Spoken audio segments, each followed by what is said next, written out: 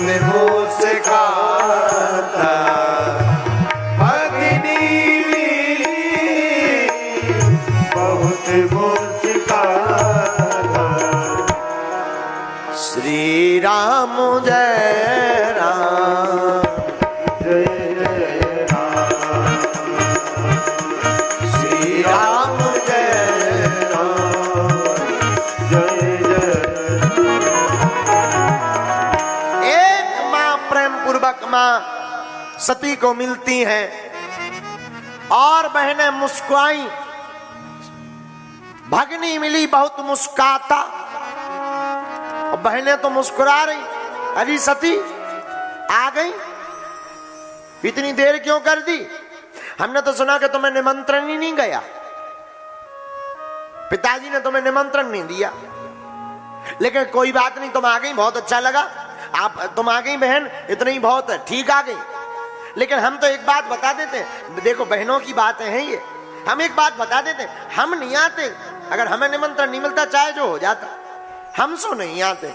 लेकिन कोई बात नहीं, अब तुम आ गई सो बहुत अच्छा लगा। माता सती को बड़ा बुरा लगा। भगनी मिली बहुत मुस्काता, सादर भलही मिली एक मां, परंतु मां मुस्कुरा। महाराष्ट्र के बहुत अच्छे भक्त श्री पुंडलीक जी महाराज, आहा, माता पिता की सेवा के कारण श्री विट्ठलनाथ जी को खड़ा कर दिया। सेवा में इतने तल्लीन के भगवान आए दर्शन करने, हम भाई दर्शन देने आए हैं। तो इतने तल्लीन श्री पुंडलीक जी महाराज कि बोले देखो अगर तुम भगवान हो तो इंतजार करो, अभी हम माता पिता की सेवा में व्यस्त हैं। एक ईंट ली और जाकर के खिसका दी कि इस पे खड़े हो जाओ। भगवानों के खड़े खड़े खड़े भगवान की कमर में दर्द होने लगा। भगवान ऐसे दोनों हाथ रख करके खड़े हो गए। जब कई 2 दिन बीत गए तब याद आई, अरे सरकार आप खड़े हुए हो। ठाकुर जी बोले जो माता पिता के भक्त होते हैं हम उनके द्वारे ऐसे ही खड़े रहते हैं। और ईंट पर खड़े खड़े खड़े पहले इनका नाम विट्ठल, फिर बाद में पड़ गया श्री विट्ठल। तो सादर भलही मिली के माता पिता की महिमा अद्भुत। माता सती ने कतहु नजदीक शंभु कर भागा, कहीं पर भी भोले बाबा का भाग नहीं देखा सती मन। बहुत ज्यादा क्रोध भर गया माता सती को। माता सती का क्रोध का पारावार नहीं रहा। सब देवताओं को ललकार करके माता सती कहती है, देवताओं जिन्होंने भी शंकर जी की निंदा कही है सुनी है, साप को फल मिलेगा, जाओ हमारा श्राप। अंत तो गत्वा माता सती ने विचार किया, याद रखना मेरी माताओं, जहां पति का सम्मान होता है वहां पत्नी का सम्मान होता है, जहां पति का अपमान होता है वहां पत्नी का अपमान होता है। ये मान लेना चाहिए। माता सती ने विचार किया, ऐसे जीना बेकार है। क्यों? अगर हम वापस जाएंगे तो शंकर जी कहेंगे आओ दक्ष कुमारी, हम आओ दाक्षायणी, हमको नाम से चिढ़ाएंगे।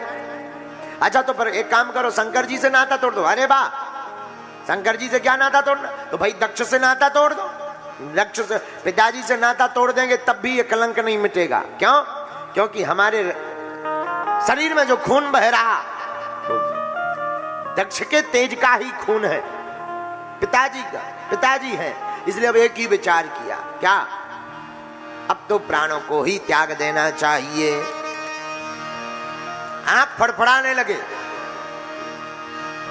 आंखें लाल हो गई, होंठ कंपन करने लगे, शरीर कांपने लगा माता सती का। और भोले बाबा का ध्यान करते करते करते करते माता सती ने क्रोधा अग्नि को प्रकट करके अपने शरीर को पूर्ण कर दिया, देह को त्याग दिया। शंकर जी को पता लगा, शंकर जी ने यज्ञ विध्वंस करवाने के लिए वीरभद्र आदि को भेजा। श्राप लगा था नंदी जी का कि तुम्हारा मुंह बकरे का लग जाए। वीरभद्र ने साफ देवताओं को दंड दिया, किसी की दाढ़ी उखाड़ दी, किसी की आंखें निकाल ली, काऊ के मुक्का मार के 32 दांत गिरा दिए। और महाराज राजा दक्ष की गर्दन को पकड़ करके एक झटका मार करके उखाड़ दिया और हवन कुंड में कर दिया स्वाहा। माता शरीर का सती का शरीर पूर्ण हुआ। जहां पूर्ण हुआ तो वही सती हिमवान के घर पर पार्वती के रूप में प्रकट हो गई। अच्छा, यहां पर विद्वान बैठे, वहां पर राजा दक्ष के घर से जब शरीर त्याग करके आई तो किसके घर पर आई? हिमवान के घर पर। हिमवान के घर पर जो माता जी हैं उनका नाम क्या है? क्या नाम है? मैना। क्या नाम है? मैना। अच्छा, शरीर क्यों त्यागा? क्योंकि राजा दक्ष मैं कर, उनके मुंह में बकरा का मुंह लगा था और बकरा करता है मैं, अहम का भाव प्रकट होता है और अहम के भाव के कारण माता सती ने शरीर त्याग दिया। लेकिन दूसरा जन्म जो पार्वती का लिया वो मैना जी के घर पर लिया, क्योंकि मैना कहती है मैं कुछ भी नहीं हूं, ब्रह्म ही सब कुछ है। जहां ब्रह्म सब कुछ है वहीं माता पार्वती प्रकट होती। बोलो सीताराम।